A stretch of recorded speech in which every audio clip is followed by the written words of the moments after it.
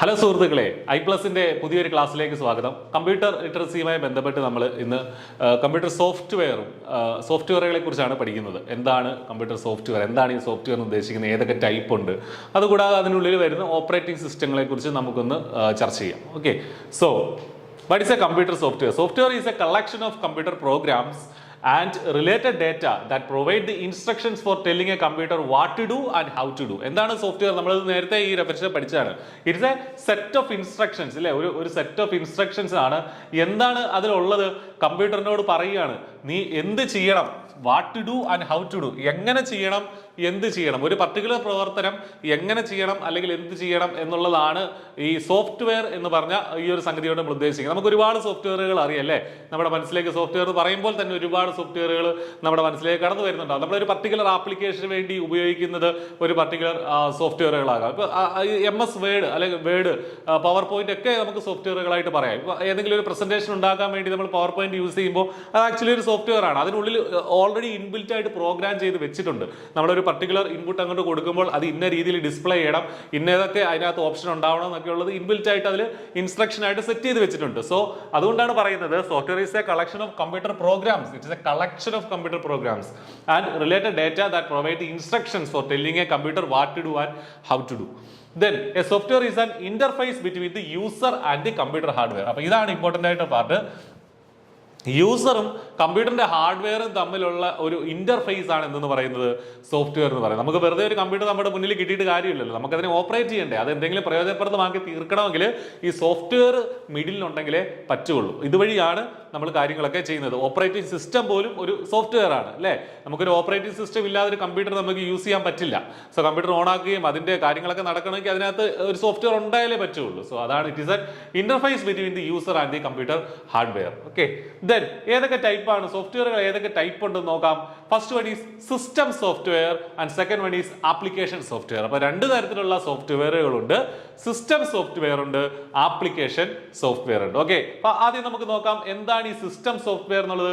It consist of several programs which are directly responsible for controlling, integrating and managing the individual hardware components. അതായത് ഈ direct ആയിട്ട് നമ്മുടെ ഈ hardware കമ്പോണൻസിനെ manage ചെയ്യുകയും control ചെയ്യുകയും ചെയ്യുന്നതിനെ ഡയറക്റ്റ് ആയിട്ട് സ്വാധീനിക്കുന്ന പ്രോഗ്രാംസ് ആണ് എന്തെന്ന് പറയുന്നത് സിസ്റ്റം സോഫ്റ്റ്വെയർ എന്ന് പറയുന്നത്. System software. ഓക്കെ, അപ്പൊ എന്താണ് സിസ്റ്റം സോഫ്റ്റ്വെയർ? എന്താണ് ആ സിസ്റ്റത്തിന്റെ പ്രവർത്തനങ്ങളെ, നമ്മളിപ്പോൾ ഒരു കമ്പ്യൂട്ടർ വാങ്ങി, ഒരു ലാപ്ടോപ്പ് ഒക്കെ വാങ്ങി, നമ്മൾ അതിൽ സിസ്റ്റം സോഫ്റ്റ്വെയർ ഉണ്ടായാലേ പറ്റുള്ളൂ. കാരണം എങ്കിൽ മാത്രമേ അത് വർക്ക് ചെയ്യുള്ളൂ. സോ ആ കമ്പ്യൂട്ടറിനെ ഡയറക്റ്റ് ആയിട്ട് സ്വാധീനിക്കുകയും കമ്പ്യൂട്ടറിനെ ഡയറക്റ്റ് ആയി കൺട്രോൾ ചെയ്യുകയും ചെയ്യുന്ന സോഫ്റ്റ്വെയറുകളാണ് ഏതെന്ന് പറയുന്നത് സിസ്റ്റം സോഫ്റ്റ്വെയർ എന്ന് പറയുന്നത്. Okay, these are the interface between user and computer. അപ്പൊ ഇത്തരം സിസ്റ്റം സോഫ്റ്റ്വെയറുകളെയാണ് ആക്ച്വലി യൂസറും കമ്പ്യൂട്ടറും തമ്മിലുള്ള ഇന്റർഫേസ് എന്ന് നമ്മൾ വിളിക്കുന്നത്. അപ്പോൾ ഇങ്ങനെ പറഞ്ഞപ്പോൾ തന്നെ നിങ്ങളുടെ മനസ്സിലേക്ക് വന്നിട്ടുണ്ടാവും ഏതായിരിക്കും ഏറ്റവും ബേസിക് ആയിട്ടുള്ള ഒരു സിസ്റ്റം സോഫ്റ്റ്വെയറിന്റെ എക്സാമ്പിൾ?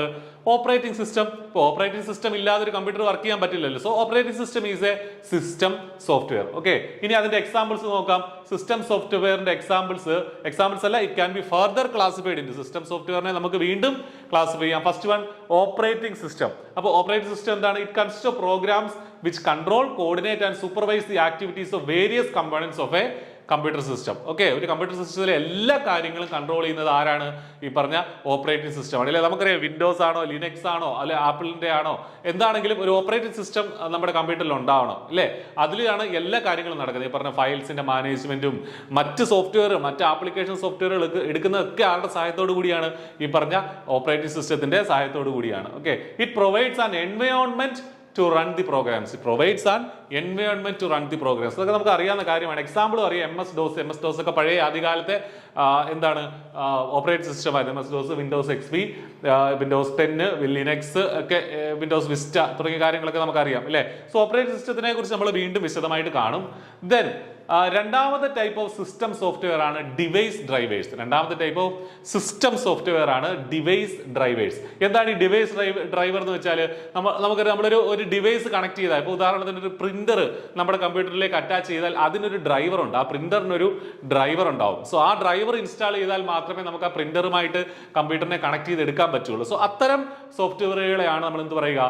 ഡിവൈസ് ഡ്രൈവേഴ്സ് എന്ന് പറയുക. അതായത് ഒരു പ്രത്യേക ഡിവൈസുകൾക്ക് വേണ്ടി ഡെവലപ്പ് ചെയ്തിരിക്കുന്ന software. software. So a software which is written with the objective of making a device functional when it is connected to the computer is called device driver. Okay, then devices like a printer, monitor, mouse, keyboard has a driver program associated with it for its proper functioning. Okay, അതായത് ഇപ്പോൾ monitor ആണെങ്കിലും ഇപ്പോൾ കമ്പ്യൂട്ടറിനോട് എന്ത് connect ചെയ്താലും അതിനൊരു device driver ഉണ്ടായിരിക്കണം. അപ്പോൾ system സോഫ്റ്റ്വെയറിലെ രണ്ട് ക്ലാസിഫിക്കേഷൻ നമ്മൾ കണ്ടു. First one is operating system, second one is device drivers, and third one is language translator. എന്താണ് ലാംഗ്വേജ് ട്രാൻസ്ലേറ്റർ?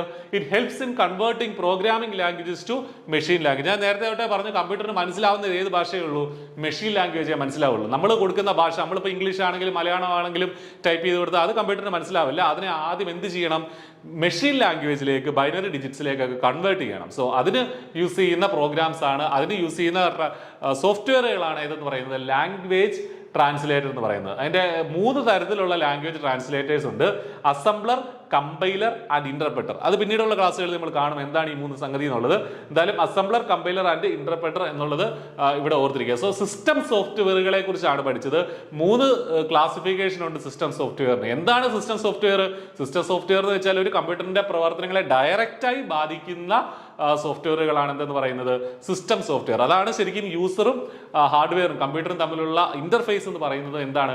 ഈ സിസ്റ്റം സോഫ്റ്റ്വെയർ ആണ്. ഓക്കെ, അപ്പൊ അതിന് 3 ക്ലാസിഫിക്കേഷൻ ഉണ്ടെന്ന് പറഞ്ഞു. ഓപ്പറേറ്റിംഗ് സിസ്റ്റം ഉണ്ട്, ഡിവൈസ് ഡ്രൈവേഴ്സ് ഉണ്ട്, ലാംഗ്വേജ് ട്രാൻസ്ലേറ്റേഴ്സ് ഉണ്ട്. സോ ഇത് 3 ഇല്ലാതെ നമുക്ക് പ്രവർത്തിക്കാൻ പറ്റില്ല അല്ലെ? അതുകൊണ്ടാണ് അതിന് സിസ്റ്റം സോഫ്റ്റ്വെയർ എന്ന് വിളിക്കാൻ കാരണം. സിസ്റ്റത്തോടൊപ്പമുള്ള സോഫ്റ്റ്വെയർ. ഈ ഡിവൈസ് ഡ്രൈവർ ഇല്ലാതെ നമുക്കൊരു ഡിവൈസിനെ വർക്ക് ചെയ്യിപ്പിക്കാൻ പറ്റില്ല.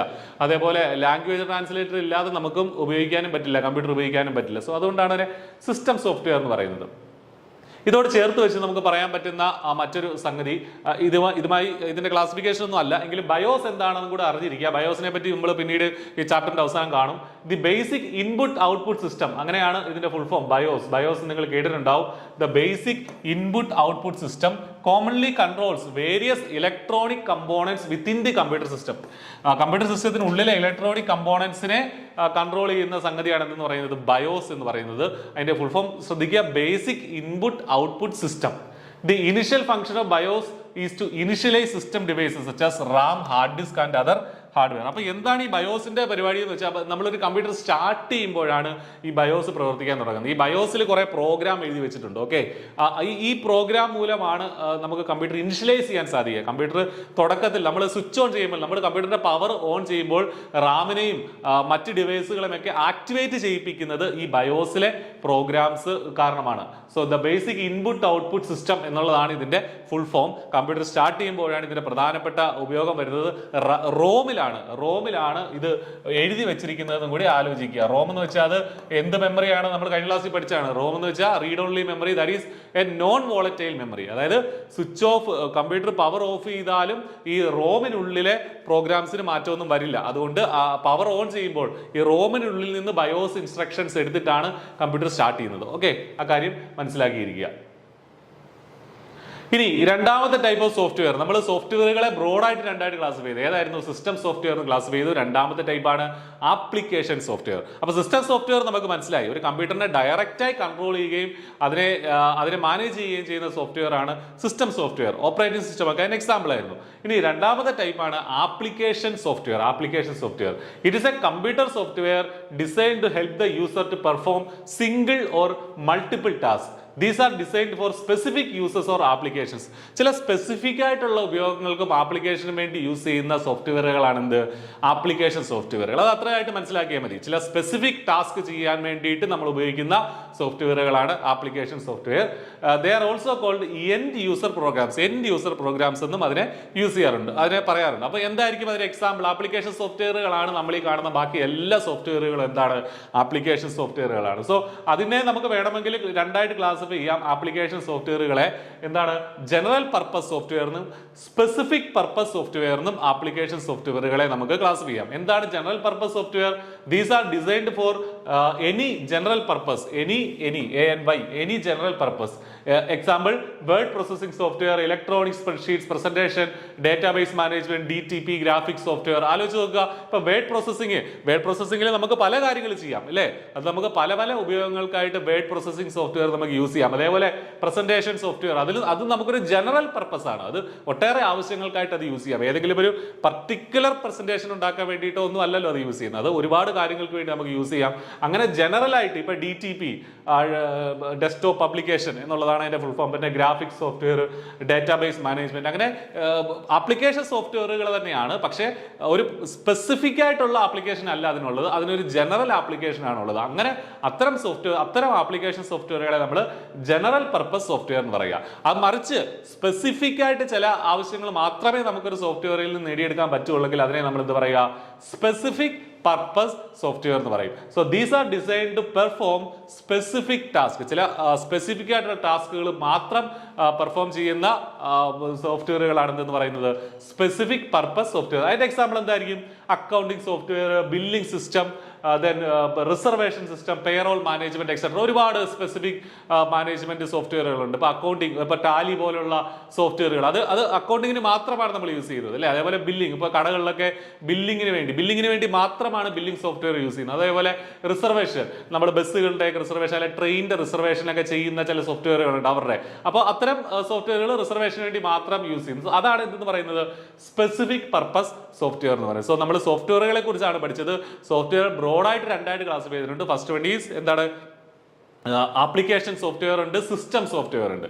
സിസ്റ്റം സോഫ്റ്റ്വെയറിൽ എന്തൊക്കെയുണ്ട്? ഓപ്പറേറ്റിംഗ് സിസ്റ്റം ഉണ്ട്, ഡിവൈസ് ഡ്രൈവേഴ്സ് ഉണ്ട്, ലാംഗ്വേജ് ട്രാൻസ്ലേറ്റർ ഉണ്ട്. അതേപോലെ ആപ്ലിക്കേഷൻ സോഫ്റ്റ്വെയറിനെ രണ്ടായിട്ട് ക്ലാസിഫൈ ചെയ്യാനാണെങ്കിൽ ജനറൽ പർപ്പസ് സോഫ്റ്റ്വെയർ എന്നും സ്പെസിഫിക് പർപ്പസ് സോഫ്റ്റ്വെയർ എന്നും. ഓക്കെ, ഇത്രയും കാര്യങ്ങൾ നിങ്ങൾക്ക് മനസ്സിലാക്കണമെന്ന് കരുതുന്നു. ഇതിനോട് ചേർത്ത് നിർത്തി നമുക്ക് സോഫ്റ്റ്വെയറിന്റെ ക്ലാസിഫിക്കേഷൻ അല്ല, പക്ഷേ അതിനോടൊപ്പം നമുക്ക് പറയാൻ പറ്റുന്ന മറ്റൊരു സംഗതിയാണ് system utilities. So utility programs എന്ന് പറഞ്ഞൊരു സെപ്പറേറ്റ് ആയിട്ട് ഒരു ടോപ്പിക്. എന്താണത്? These programs perform tasks related to the maintenance of the computer system. അതായത് കമ്പ്യൂട്ടറിന്റെ മെയിൻ്റനൻസുമായി ബന്ധപ്പെട്ടുള്ള മെയിൻ്റനൻസുമായി ബന്ധപ്പെട്ട സോഫ്റ്റ്വെയർ പ്രോഗ്രാമുകളെ എന്ത് പറയുക? സിസ്റ്റം യൂട്ടിലിറ്റീസ് എന്ന് പറയുക. Okay, system utilities. These are the packages which are loaded in to the computer during time of installation of the operating system. Operating സിസ്റ്റത്തോടൊപ്പം തന്നെ ലോഡ് ചെയ്ത് വരുന്ന പ്രോഗ്രാംസ് ആണ് എന്തെന്ന് പറയുന്നത്? ഈ പറഞ്ഞ സിസ്റ്റം യൂട്ടിലിറ്റീസ് എന്ന് പറയും. സോ സിസ്റ്റം യൂട്ടിലിറ്റീസ് എന്തിനാണ് യൂസ് ചെയ്യുന്നത്? Maintenance of the computer system. Computer സിസ്റ്റത്തിന്റെ മെയിൻ്റനൻസിന് വേണ്ടിയിട്ടാണ് സിസ്റ്റം യൂട്ടിലിറ്റീസ് യൂസ് ചെയ്യുന്നത്.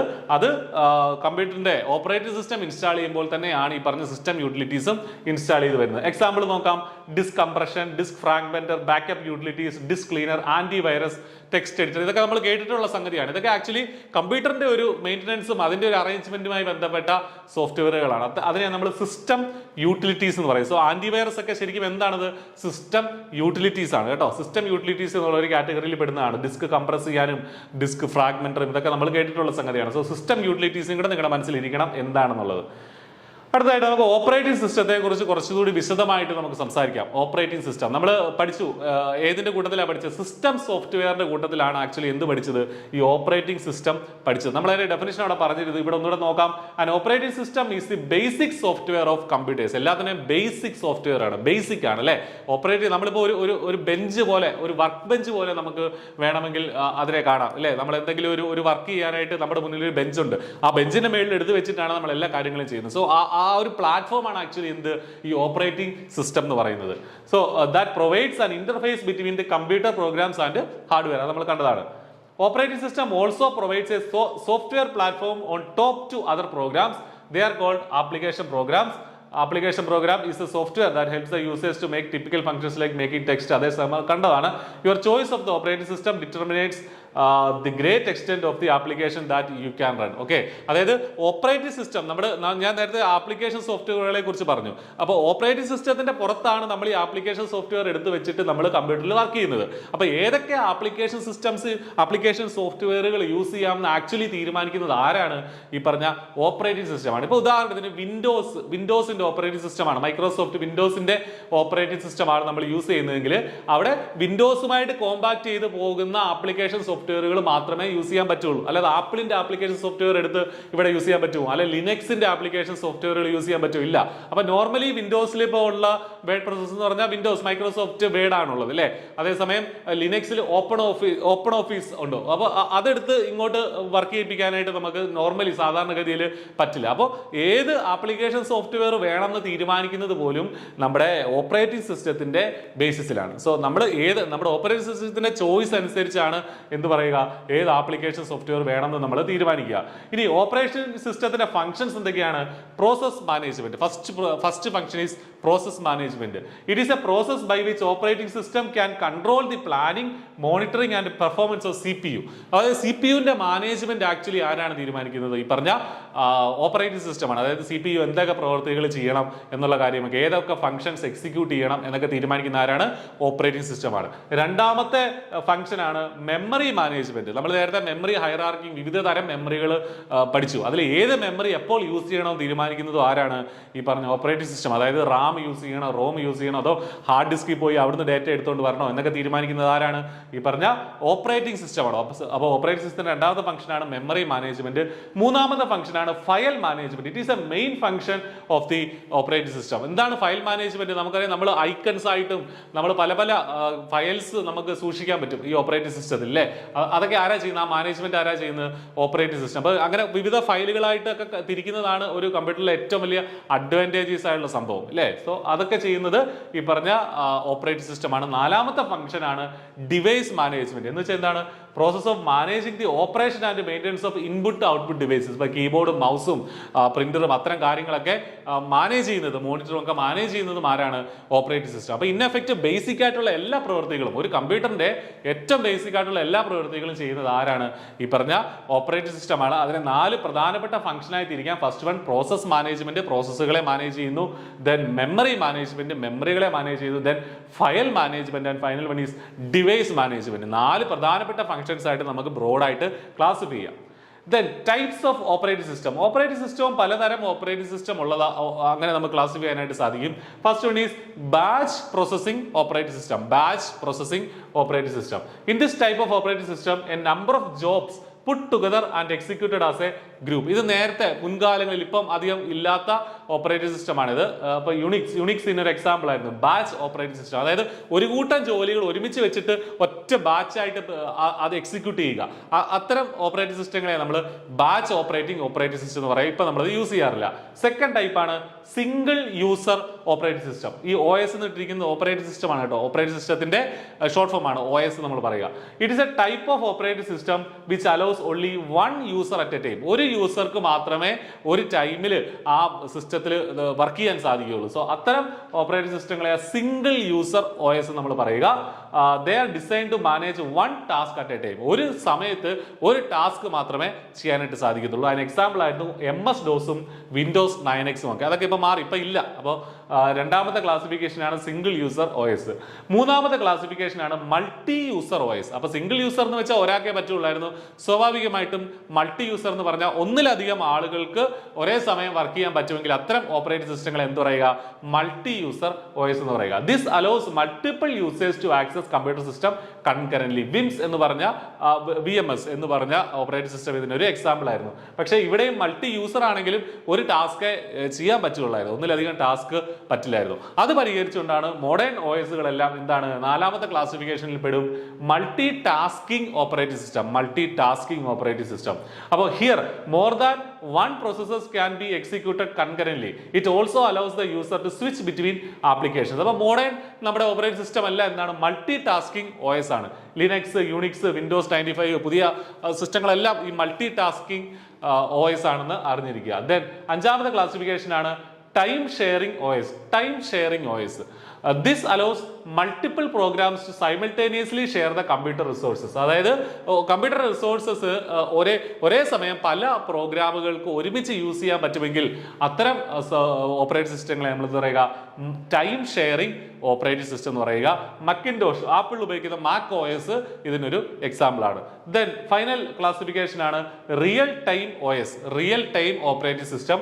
These are designed to respond to an event within a predetermined time. These are designed to respond to an event within a predetermined time. They are often used in applications such as flight reservation, military application example. അതായത് ഒരു particular ചില ആപ്ലിക്കേഷൻസിന് വേണ്ടി design ചെയ്യുന്ന OS ആണ് എന്തെന്ന് പറയുന്നത് ഈ real time OS എന്ന് പറയുന്നത്. നേരത്തെ തന്നെ ചില ഇവന്റിനോട് റെസ്പോണ്ട് ചെയ്യാനും അത്തരം പർട്ടിക്കുലർ ആപ്ലിക്കേഷൻ ഉള്ള OS ആണ് റിയൽ ടൈം OS. അതിന് ലിനക്സ് നമുക്കങ്ങനെ ലിനക്സ് ഒരു ഓപ്പൺ സോഴ്സ് സോഫ്റ്റ്വെയർ ആണ്. അതുകൊണ്ട് തന്നെ നമുക്കതിനെ ഇങ്ങനെ റിയൽ ടൈം OS ആയിട്ട് മാറ്റിയെടുക്കാനായിട്ട് സാധിക്കും. സോ OSന്റെ ഓപ്പറേറ്റിംഗ് സിസ്റ്റത്തിന്റെ 6 ക്ലാസിഫിക്കേഷൻ ആണ് പഠിച്ചത്. എന്തൊക്കെയായിരുന്നു പഠിച്ചത്?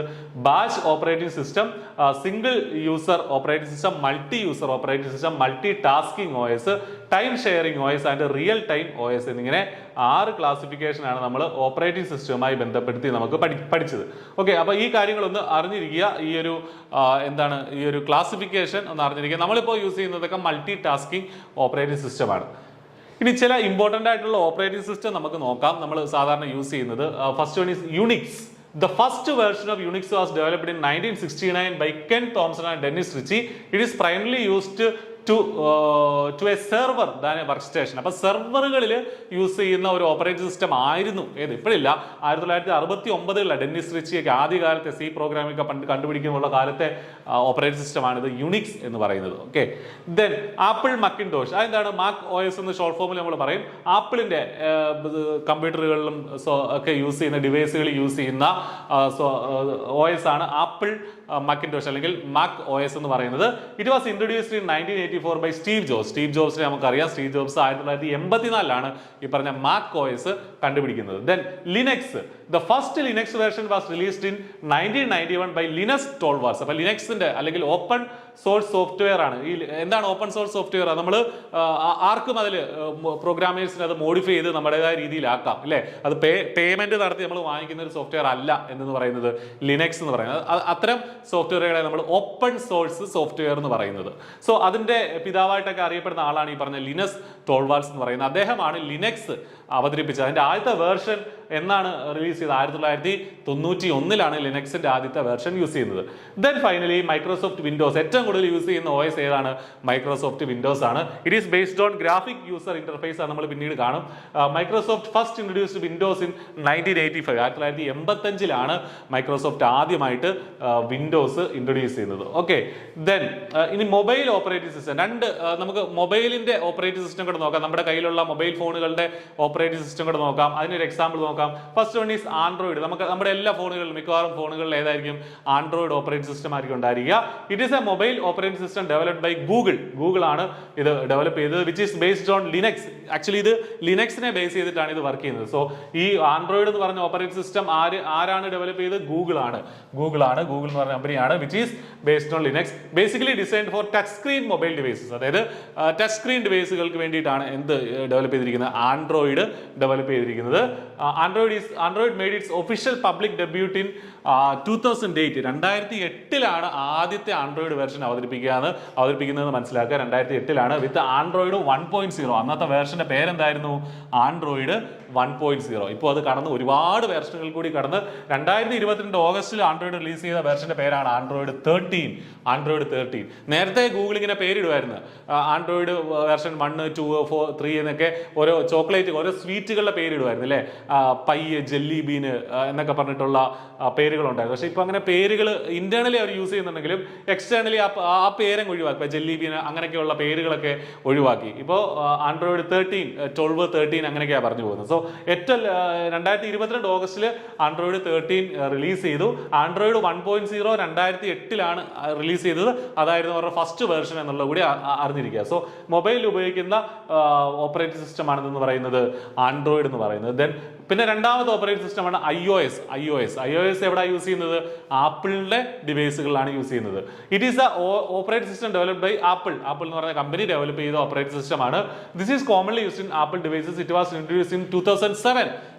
ആൻഡ്രോയിഡ് മുന്നേ ഇൻട്രൊഡ്യൂസ് ചെയ്ത സംഗതിയാണ് iOS. ഓക്കെ, iOS 2007 ഇൻട്രൊഡ്യൂസ് ചെയ്തത്. അതും ഒരുപാട് വേർഷനുകൾ കൂടി കടന്നുപോയി. 2023 ജനുവരിയിൽ iOS 16.3 എന്ന് പറഞ്ഞ ഒരു വേർഷൻ ഇറങ്ങി.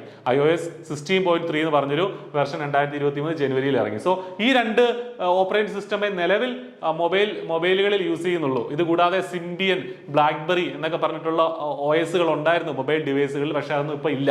അപ്പൊ നമ്മൾ പഠിച്ചു വന്നത് ഓപ്പറേറ്റിംഗ് സിസ്റ്റത്തിന്റെ കാര്യങ്ങളാണ്.